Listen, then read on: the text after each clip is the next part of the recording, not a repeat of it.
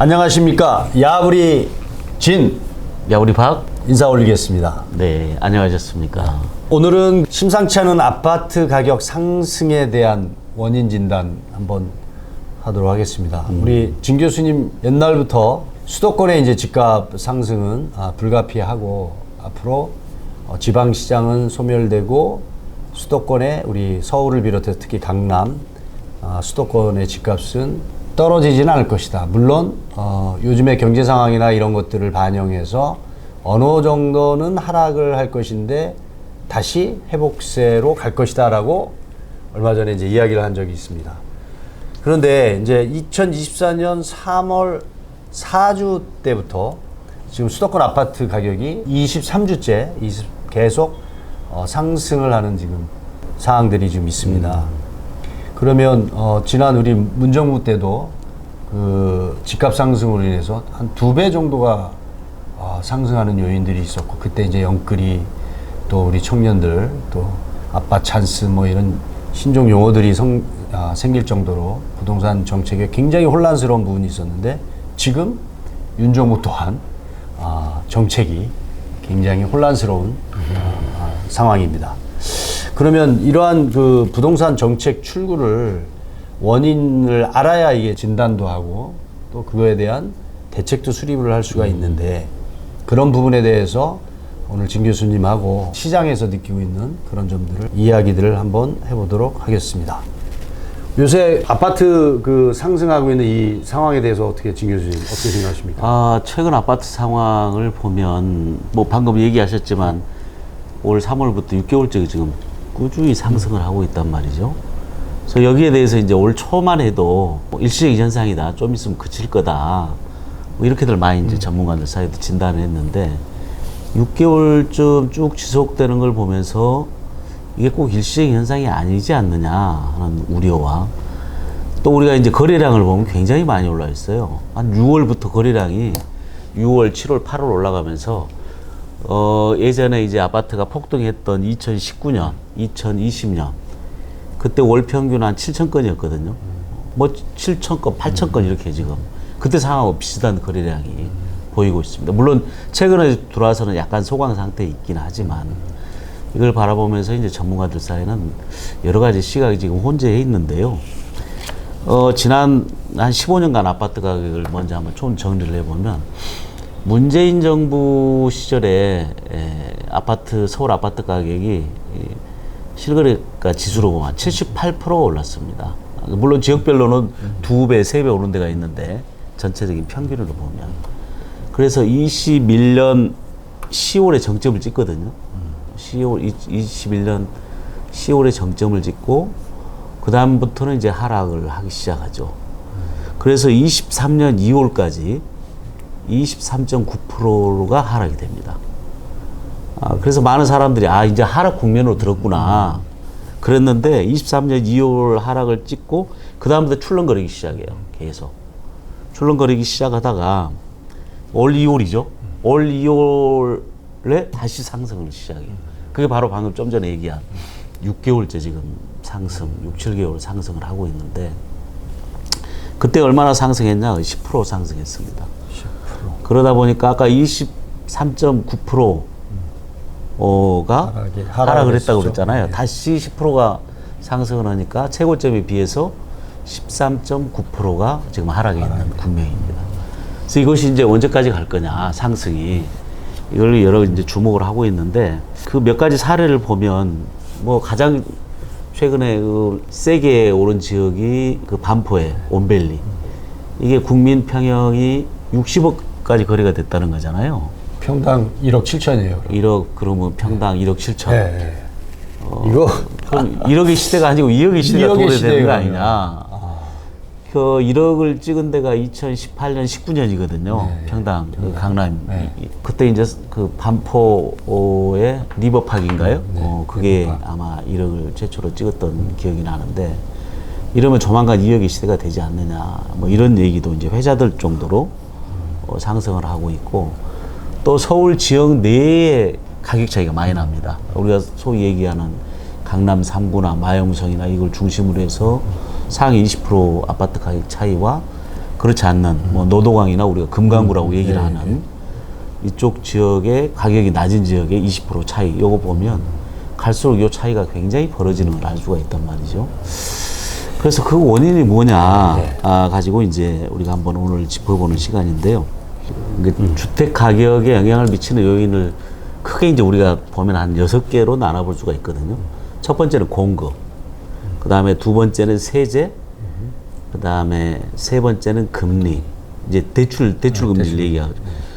네 번째는 소득이 올라가면 뭐 당연히 집값이 올라가니까. 그 다음 인구가 증가하면 당연히 집값이 올라가겠죠. 그 다음에 마지막에 이제 글로벌 리스크는 누구도 예측이 사실 어렵죠. 옛날 우리 외환위기하고 금융위기가 한번 왔었고, 그 다음에 최근에 이제 코로나 같은 경우. 근데 이제 이번 같은 경우는 그러면 요 6개 중에 뭐냐 이렇게 봤을 때 우리가 소득이 올라간 것도 아니고 인구가 는 것도 아니고 뭐 글로벌 리스크가 있었던 것도 아니고, 그 다음에 어떤 세금이 물론 이제 그 윤석열 정부 들어서 그 세제가 상당히 뭐 감면들이 많이 됐어요. 그래서 이것도 영향이 꽤 있었을 것이다. 그래서 아마 주택가격 상승 요인이 있었을 거다. 특히 이제 종부세 같은 경우 이런 얘기들이 있고, 또 하나는 이제 공급 같은 경우는 사실은 그 주택이야말로 특히 아파트야말로 굉장히 비탄력적인 이 물건이라서 지금 뭐 당장 주택가격이 오른다 그래서 공급을 할 수가 있지를 않잖아요. 아파트 같은 경우는 거의 10년이 걸릴 수밖에 없기 때문에 이 공급 요인도 당장은 뭐 큰 영향이 없을 것 같은데, 이번 같은 경우는 아마 이 금리였을 것이다. 그리고 이 6가지 중에 가장 직접적으로 주택가격에 영향을 미치는 건 역시 금리예요. 지난번 그 모 기관에서 전문가들을 대상으로 설문을 했는데 주택가격에 영향을 가장 크게 미치는 것 대부분이 이제 금리로 이렇게 얘기들을 많이 하더라고요. 가장 직접적이고. 그렇죠. 그래서 우리가 이제 금리를 한번 살펴볼 필요가 있는데, 문재인 정부 때는 기준금리가 0.5%까지 내려갔잖아요. 1% 내려가다 0.5%. 그러다가 이제 2021년 들어오면서 금리가 조금씩 이제 오르다가 지금 3.5%가 됐고, 미국 금리는 한 5.5% 지금 돼 있는 5.0%죠. 지난번에 이제 0.5%가 내려가서. 그래서 이제 금리가 3.5%가 물론 0.5%보다는 높긴 하지만 주택담보대출 같은 경우는 그렇다 하더라도 뭐 4%에서 6% 사이에 이제 4%, 상당히 5%, 좀 6% 정도 상당히 좀 안정이 됐잖아요. 거기다가 이제 최근에 그 정책 금리가 나와서 보금자리 주택 같은 경우는 작년 같은 경우 결국 4%대죠, 그게. 4%대. 특례보금자로. 특례보금자리 같은 경우는 4%인데 그게 9억 이하 주택에 대해서 5억까지 대출이란 말이죠. 이게 보면 40조가 풀렸어요. 엄청난 돈이 풀린 거죠. 그리고 올해 들어와서는 이제 신생아 특례가 나와서 이것도 뭐 9억 이하 집에 대해서 5억까지 대출인데 이건 엄청나게 금리가 싸요. 이것도 26조. 26조. 요거 금리가 1%에 대해서 3%대입니다. 그래서 이제 종합적으로 66조가 풀리는 바람에 상당히 이 주택 가격 상승에 영향을 미쳤다 하는 이제 얘기들이 많이 나오고 있고요. 또 하나는 이제 이번에 이제 수도권 집중 문제, 그리고 그 공급이 내년까지는 서울을 비롯한 수도권의 주택 그 입주 물량이 어느 정도 돼요. 근데 문제는 이제 내후년부터가 상당히 신규 물량이 그동안 없었어요. 줄어드는 건 나오거든요. 그게 아마 이제 그 우리가 잘 알다시피 2008년도 금융위기가 나오면서 2010년대 초반부터 부동산 경기가 굉장히 안 좋고 재개발 재건축이 멈춰버렸잖아요. 오히려 정비구역이 막 뭐 그 해제되는 그런 상황까지 왔으니까 그 후속타가 지금 영향을 미치는 것 같아요. 입주 물량의 감소로. 그래서 뭐 예전 같으면은 내후년 얘기니까 내후년에 입주 물량이 뭐 적다 많다에 대한 체감이 안 될 건데, 요즘 뭐 워낙 정보들이 공개가 많이 돼 있기 때문에 내후년부터 입주 물량이 줄을 것이다라는 거 이제 많은 사람들이 알고 있고, 또 최근에는 이 공사비가 굉장히 많이 올랐잖아요. 많이 올랐어요. 지금. 그 영향 때문에 지금 잘 가던 정비 사업이나 PF 사업들이 거의 멈춰 있잖아요. 그렇죠. 우리가 전 시간에 한번 이제 방영을 했지만. 그렇죠. 그러니까 그 불안이 있다 보니까 야, 내후년 가면은 진짜 이번 기회에 집을 못 사면 정말 사기 쉽지 않겠구나 하는 이 심리적 불안. 그러다 보니까 또 최근에는 2030 세대들, 이연거리 세대들까지 그냥 이게 그 심리적 불안감 때문에 주택 예. 매수 세력으로 들어오다 보니까 집값이 상당히 오르지 않았느냐. 지금 이런 얘기를 많이들 하고 있습니다. 특례 우리 보금자리론하고 그다음에 이제 신생아 특례 대출 이게 66조가 풀렸다고 그러는데 이게 이제 지역이 결국은 수도권으로 집중되지 않았나. 그렇죠. 이게 또 집값 상승의 어떤 요인. 상당한 요인이 됐을 겁니다. 그렇죠. 이게 그럼으로 인해서 66조가 풀려서 우리가 말하는 아까 9억 원 이하의 집들이 집중되어 있는 지역들. 이게 어떻게 보면은 집값이 더 떨어졌어야 되는데 이게 어떻게 저지선이 형성되는 그러한 맞습니다. 역할을 상승가 떨어졌어야 되는데 저지선이 되고 그게 반등 효과를 또 불러일으키는. 결국은 이 두 가지 정책은 근데 이게 참 근데 쉽지가 않아요. 저도 예전에 정책을 한번 해보면 이게 금융 그 대출 정책 금리죠. 이건 양날의 칼이거든요. 이게 서민들한테는 집이 없으니까 좀 금리를 낮추어서 안정적으로 대출을 좀 해줘서 서민들이 어떤 자가율을 높이는 그런 정책인데 또 한편으로는 이게 이제 시중에 금리가 돈이 풀리니까 이 집값 상승을 그렇죠. 불러일으키는 거란 말이죠.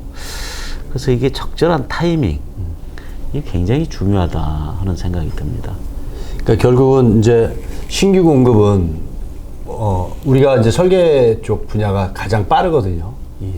우리 업계 부동산 업계 돌아가는 시장 반영이 우리 설계 업계에서 과연 지금 주택을 설계를 하는 것들이 의뢰가 많이 오느냐? 뭐 거의 없습니다. 거의 멈춰져 있죠. 예. 그러면 이제 신규로 공급되는 게 이게 인허가 기간이나 뭐 우리 교수님도 아시지만 이거 스타트해서 토지 매입해서 스타트해서 허가까지 가려면 2년에서 3년 걸리거든요. 한 2년은 잡아야 인허가가 완료돼서 분양을 하고 착공을 하는 이제 어떤 순서를 밟는데 지금 현재 그러한 것들이 아예 주택 시장은 멈춰져 있다라는 것은 이제 2년 후에 3년 후에 신규 공급이 없다라는 겁니다. 그러니까 결국은 서울 시내는 우리 수도권이나 서울 시내는 말씀하신 대로 뭐 5년 전, 10년 전에 재개발, 재정비 해서 가지고 있었던 것들 분양가 올라가면서 다시 공사가 사업이 재개되고 그럼으로 인해서 뭐 분담금이 줄어들고 뭐 이렇게 해서 이제 진행이 됐었는데 또 기이한 현상이 아까 말한 그 글로벌 리스크 뭐 금리 인상도 인상이지만 뭐 전쟁, 우크라이나 전쟁, 또 자재값 상승, 인건비 상승 이걸로 인해서 공사비가 또 올라가면서 이게 하나의 또 리스크가 됐어요. 지금 수도권에서 아파트 공사비가 700만 원 정도부터 출발을 하거든요. 지금 어지간한데 이제 다 1,000만 원 올라. 1,000만 원 넘어갔어요. 이제 그거는 이제 예. 강남 쪽이나 이런 쪽은 뭐 아시다시피 이제 특화 상품이나 뭐 이런 걸 이제 쓰다 보니까 평당 뭐 1,200만 원, 그렇죠, 1,300만 그렇죠. 원짜리. 그래서 이제 이 그 심리적인 불안 요인이 굉장히 많이 겹치는 것 같아요. 제가 보니까. 그러니까 내년까지는 안정적인 입주 물량이 그러니까 예년 평균에 비해서 안정적인 입주 물량이 나오는데 그 2, 3년 후부터는 이게 나올 물량이 실제적으로 참 막연하단 말이죠. 그렇죠. 또 통계를 봐도 그렇고 방금 말씀하신 대로 지금 TF 사업들 거의 멈춰져 있죠.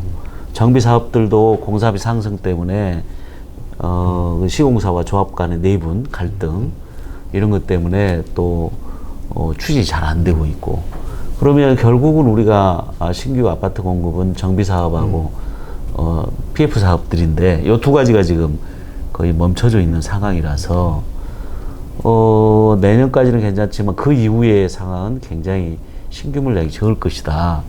이제 이러한 그 예측과 불안이 있으면서 이렇게 이제 아파트 값이 굉장히 상승을 하는 그런 것 같고, 거기에 이제 덧붙여서 우리 신축 아파트가 굉장히 많이 올라가잖아요. 이게 신축 아파트와 재건축이나 재개발을 하고 있는, 그게 이제 두 가지가 올라가고 있고, 구축 아파트는 그 가격 상승이 별로 안 보이고 안 되죠. 아직 700만 원짜리도 있어요. 이제 이런 것들이 이제 또 새로이 이제 뭐 재개발이나 재건축을 통해서 신규 물량으로 이제 적용돼야 되는데, 각 지역별로 가격 차이가 이제 양극화된다고 그러셨잖아요. 네, 그죠? 네, 네. 그러니까 이제 하고 싶어도 집값 상승은 안 되어 있고 공사비는 올라가 있고 이제 이런 문제 때문에 이제 사업을 진행할 수 없는 이제 지역도 있다라는 거죠. 예, 이제 마무리 네.